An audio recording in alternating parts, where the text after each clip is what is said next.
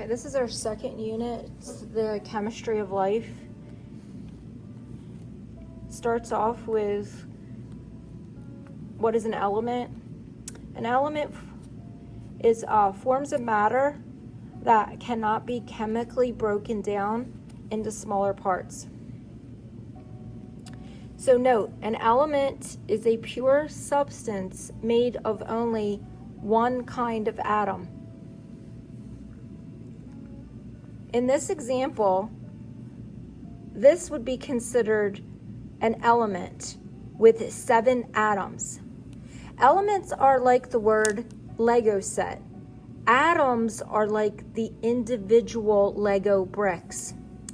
A sample of an element contains many atoms of the same type, not just one. The element refers to the whole substance. A molecule. They form when the electrons of 2 atoms interact, forming a bond. These 2 red atoms, these 2 bonded atoms are the same kind. They are an element, but it's an element molecules because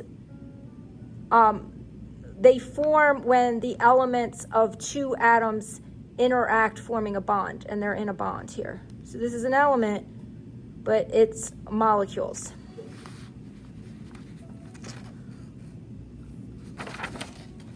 A compound, these are atoms made of 2 or more elements.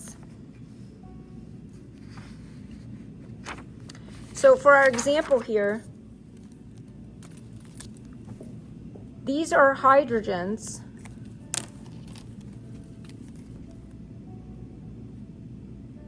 And this is oxygen.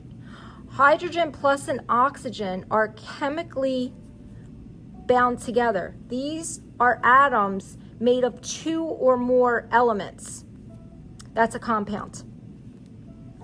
Now, a mixture is compounds and elements in the same place, but not chemically combined. For example, in a balloon, you'll have oxygen, you'll have nitrogen, you'll have carbon dioxide, but they are not, the oxygen's not chemically combined to the nitrogen. So a mixture is when compounds and elements are in the same place, but they're not chemically combined. The oxygen's free to fly around on its own without being bonded to anything else.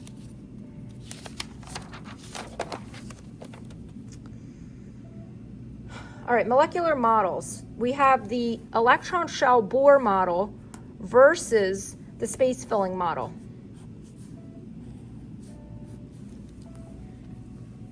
The pros to electron shell Bohr model: it organizes electrons into orbitals to show their chemical bonds.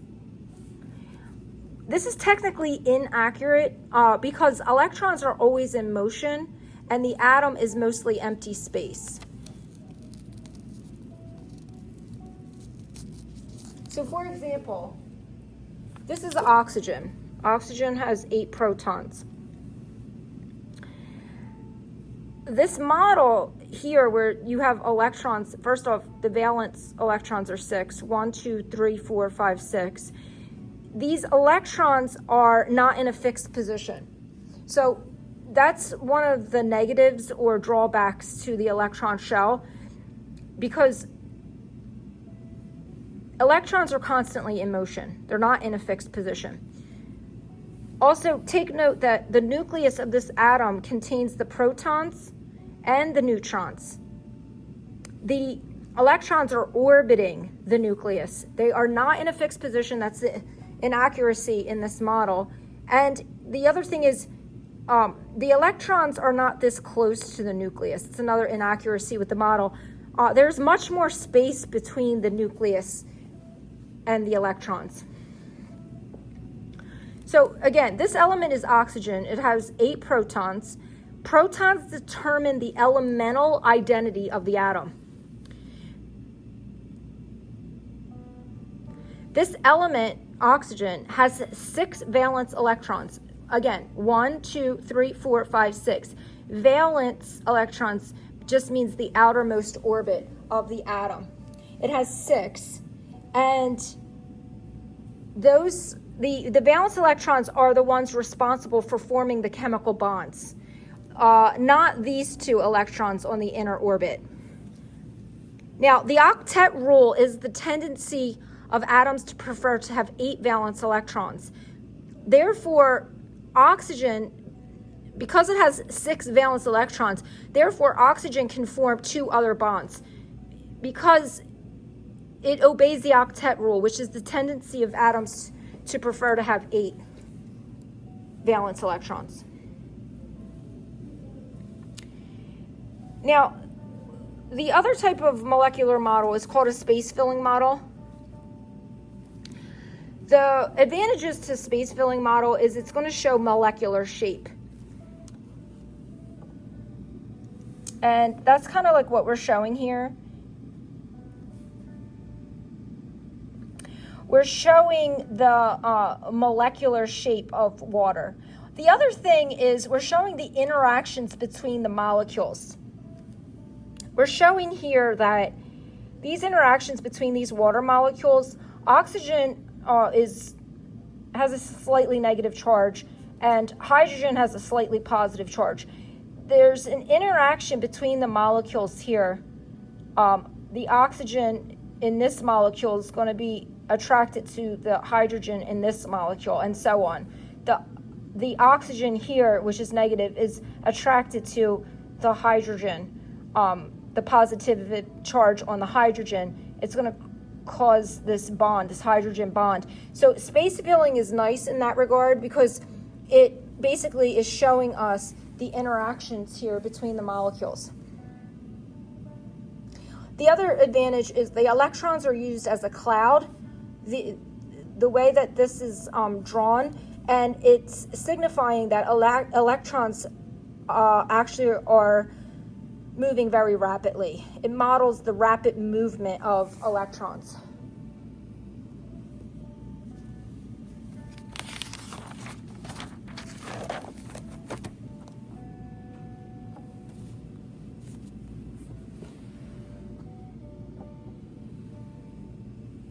Okay, next we're going to talk about types of chemical bonds. The 2 types we talked about in this unit are ionic versus covalent bonds. So let's look at ionic first. Ionic bonds are the attraction between oppositely charged ions, and it's formed when electrons are transferred. An example is sodium fluoride. Now let's look at this model. This is the electron shell Bohr model. We have sodium here, and it's got 2 in the inner orbit, 1, 2, 3, 4, 5, 6, 7, 8 in this next orbit, but only 1 electron. The valence electron on the sodium, because it just has 1 atom, is taken by the fluorine. Because fluorine has 1, 2, 3, 4, 5, 6, 7 electrons, and it wants 8 to obey the octet. So the final result is this shell around sodium is gone because it gives away that electron. Here it is. This is the resultant transfer of that electron. This is sodium's electron on the fluorine. So now it has 8, 2, 4, 6, 8. And sodium has 8, 2, 4, 6, 8. Again, it's the tendency of the valence to prefer 8. It's the octet rule. This leaves both with a full outer shell octet of electrons. Sodium has 8, fluorine has 8. This also turns each into ions. That will now make sodium positive because it lost, be written like this, sodium will be positive because it lost an electron, and fluorine will be negative because it gained an electron. They attract each other, and it forms an ionic bond. Now, covalent bonds, on the other hand, covalent bonds are formed by two or more atoms that are sharing electrons. These bonds are prevalent in living matter. They're prevalent in living matter. And life is made up of carbon, a lot of carbon chains. So think, if you see a lot of carbons and hydrogens, think covalent bonds. The electrons are being shared. Think chinops. Hydrogen gas is an example. This is a single bond. This line right here, single bond. Single bond means that there's one pair of electrons being shared, or two electrons total. This means right here a double bond.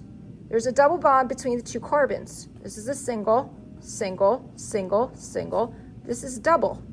The double bond means that there's two pairs of electrons that are being shared, or four total electrons.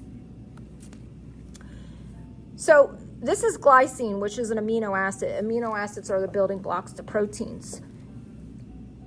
What you're going to be tasked to do is to label a single bond. So you draw an arrow, single bond between this carbon and this hydrogen, but the single bonds are all over.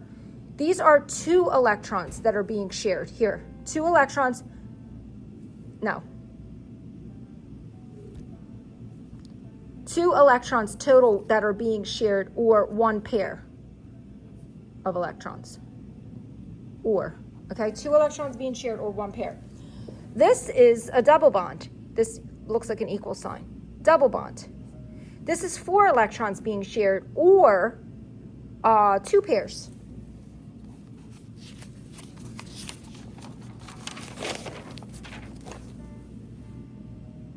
Okay, now we have to look at this table because we're going to summarize the property of the subatomic particles.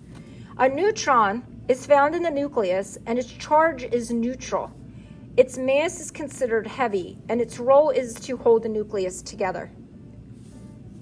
A proton is also found in the nucleus. Its charge is positive, its mass is heavy, and its job or role is to determine the element's identity.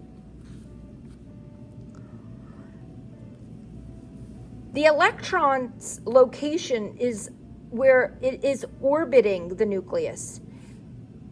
It's got a negative charge, its mass is light, and its role is that it determines the atom's reactivity. Now, the nucleus of an atom contains most of the atom's mass, and inside are the protons and the neutrons. They both of them combined gives the atomic mass. They're found inside of the nucleus. They determine the atomic mass, and it's the number under the element's symbol. This would be atomic mass. Atomic mass. This is the atomic number. The atomic number, the number above the chemical symbol, is the proton count. If the proton changes, the element changes, because protons determine the element's identity. Neutrons, they can exist in different amounts to form an isotope. If you see that,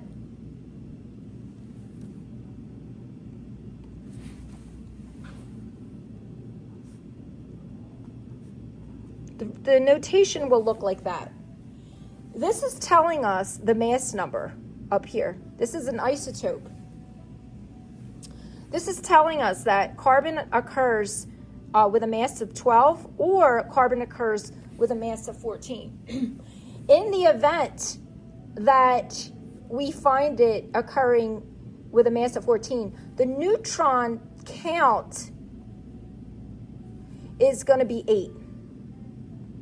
Because carbon's proton count is a 6. If you subtract its mass, 14 minus 6, you're going to get 8. That's how you find the neutron count. The neutron count for this carbon 12, the neutron count's going to be 6. Why? Because 12 is the atomic mass. Subtract that from the proton count, which 12 minus 6 is 6. So Neutrons, they can exist in different amounts, and they form what's called an isotope, and this is the notation. When you see the notation with this superscript to the left of the chemical symbol like this is the mass. This atomic number is optional. You do not need this in this type of notation. It's optional. Okay, now the electrons, they interact with other atoms during a chemical reaction. It's the electrons that are forming the bond. And protons and neutrons, again, it determines the element's atomic mass, and that is always found at the bottom of the chemical symbol. It's always found here. This is the atomic mass. This number is the atomic number, and it tells us the proton count. To get this mass, it's protons plus the neutrons. For example, the proton count for carbon is 6. The neutron count for carbon, well, you're going to have to do a little bit of math. It's the atomic mass, which is 12, round that to 12, minus the proton count. It's 12 minus 6. 12 minus 6 to get the neutrons. Neutrons equal 6. 12 minus 6 is 6. Proton, neutron, and electrons. Proton 6, neutron 6, electron 6. Unless we're talking about an isotope of carbon, which is carbon 14, the mass changes, and therefore the neutron changes. That means that it would have 8 if it was carbon 14, but this is carbon 12. And these are your subatomic particle counts. Now, in a neutral atom, remember, in a neutral atom, the protons equal the electrons. Protons and electrons will be equal.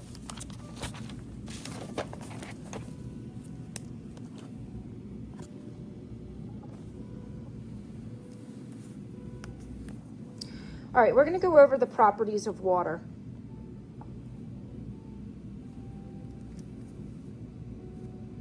First off, water is a polar molecule. It has both a positive and a negative end. The positive end is on the hydrogens, positive. The negative ends are, the negative end is the oxygen. This is one water molecule. This is another water molecule 2. Here's another water molecule 3. We have 5 water molecules in this model. Now, what you have to see is that because it's polar, because water's a polar molecule, the oxygen, the negative charge on the oxygen, will attract the positive end of a hydrogen of a different molecule. So not only do you have these bonds going on between the oxygen and hydrogens within the molecule, but they're also forming hydrogen bonds with other molecules. So here we have this dotted line to denote a hydrogen bond. This bond is not as strong. It's more transient. This bond here between the oxygen and the hydrogen in a water molecule is a covalent bond. This is where we have electrons being shared. Another property, because of this attraction, this hydrogen bond of one molecule of the negative oxygen being attracted to the positive hydrogen of another molecule, that's where we get the property of water that we call cohesion. This is where water bonds with itself. And this is why in nature we see water droplets. This is why there's surface tension. It's because of this property of water called cohesion. Now, adhesion is where water is also attracted to the container that it is in. And an example of that is the meniscus on a graduated cylinder. So if we have a graduated cylinder, the graduated cylinder will form this curvature. That curvature is due to adhesion. The water is attracted to the container that it's in. And the water will curve. Here, I'm trying to show that a little bit better. The water curves.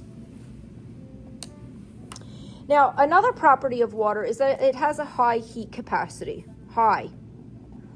And all this means is that it has the ability to absorb a lot of energy without changing temperature. An example is waiting for water to boil. It takes a long time. And the fact that water takes so long to boil proves it has a high heat capacity. It has the ability to absorb a lot of energy without changing temperature. Another property or superpower of water is it's a universal solvent. Water can dissolve many different solutes like salt and sugar. Water also has a neutral pH. Pure water has an equal number of hydrogen ions and hydroxide ions. That makes it neutral.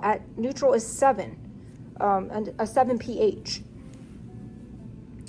Another thing that water can do, we talked about already, form hydrogen bonds. These are formed when the positive end of one molecule attracts a negative end of another molecule. So the negative end of oxygen is attracting the positive end of hydrogen, but on a different molecule. That attraction is called a hydrogen bond, and this is what gives it its cohesive properties.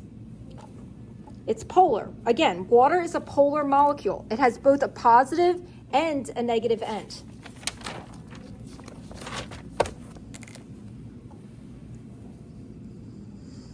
Next, we're going to deal with the pH scale. First, note that the pH scale goes from 0 to 14. It can't go -1, -2. It can't. And it can't go above 14. It's a pH scale. It's a measurement of how acidic or how basic substances. So, for example, stomach acid would be at a pH of about a number 1, saliva at around a number 6, blood at around a number 8, pancreatic juices around a number 9. Anything that's out of 14 is extremely basic, and anything that's down near 1 or 0 is extremely acidic. Neutral solutions have a pH of exactly 7. What this means is that it's releasing equal amounts of hydrogen ions and equal amounts of hydroxide ions. It's equal, it's in balance. That's neutral. It has a pH of exactly 7, so that would be pure water. It's right here. Exactly 7. Now, an acid means that anything that's below this 7 is going to be considered an acid, below a 7. What that means is that the more acidic it becomes, the more hydrogen ions are being released. They release hydrogen ions in water. Now, a base is anything that's above a 7. Bases are going to release a lot of hydroxide ions in the water. The pH scale is from 0 to 14, and it measures the alkalinity or acidity of a substance. Now remember, these words are interchangeable. Alkaline is the same thing as a base. A base is the same thing as saying alkaline. I could, instead of wrote extremely basic, I could say extremely alkaline here. And that would be something around the 14 range. Would be a very strong base, or it would be extremely alkaline. Anything down near 0 to 1 is extremely acidic. So I might ask you on the test, what's the strongest acid? You're not going to pick saliva. It's not that acidic. Stomach acid would be the strongest. Bleach is like a strong base. So you wouldn't say, if I said what's the most extreme or strongest base, you wouldn't say blood. Although it is basic, it's not going to be extremely basic like bleach would be. And that just ends everything that we talked about for this unit. Yeah, thank you for watching.